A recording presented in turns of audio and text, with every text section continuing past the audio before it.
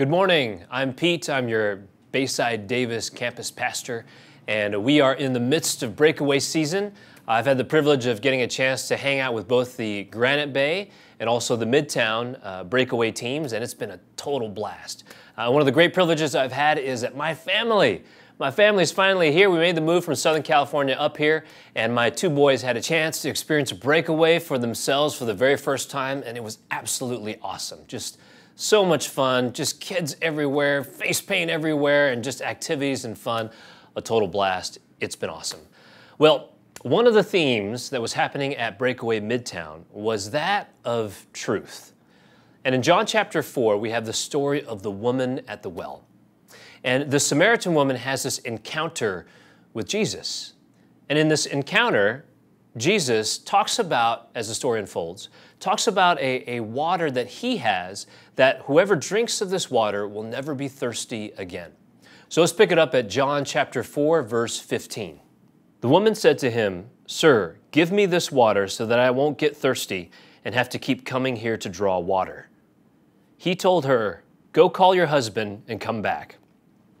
"I have no husband," she replied. Jesus said to her, "You are right when you say you have no husband. The fact is, you have had 5 husbands, and the man you now have is not your husband. What you have just said is quite true." Man, wow. Jesus confronts this woman with some pretty solid and embarrassing truth. Now, I can imagine if I was this woman, I would be completely flush in the face. I'd be looking to run away as fast as I could. I can imagine some people would be looking to absolutely deny it. No, that's not me. You've got the wrong person.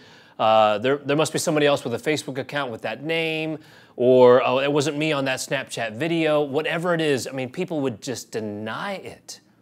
But Jesus confronts this woman, and you know, in this story, there's a lot of theological implications of what goes on throughout this entire story.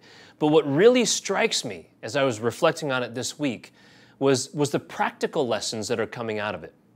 You know, as we look at this woman, when this truth is confronting her right in the face, she doesn't deny it. She doesn't run away. She doesn't pretend that it's not there. Instead, she just humbly accepts it. So that's one of the lessons I take, is to just be people who are just willing to humbly accept and receive the truth. But there's a second lesson that I see here too, a second practical that I see from the example of Jesus. And that's in the way that Jesus approaches and speaks to this woman. He speaks very graciously truth to this woman. I mean, you see it throughout the whole encounter. Just the way that Jesus encounters her, respects her, speaks to her even, receives her as a person, talks to her as if she's a person who matters because she does. Jesus speaks gracious truth to her in a gracious way. And he speaks truth to her in a way that not only is the truth of the circumstance, but he speaks truth in a way that points to a higher truth, the higher truth of the gospel in her life and in everybody's life. Because of the way this woman receives the truth that Jesus has spoken to her, she goes back to her community. She tells everybody all the embarrassing details about herself and this encounter.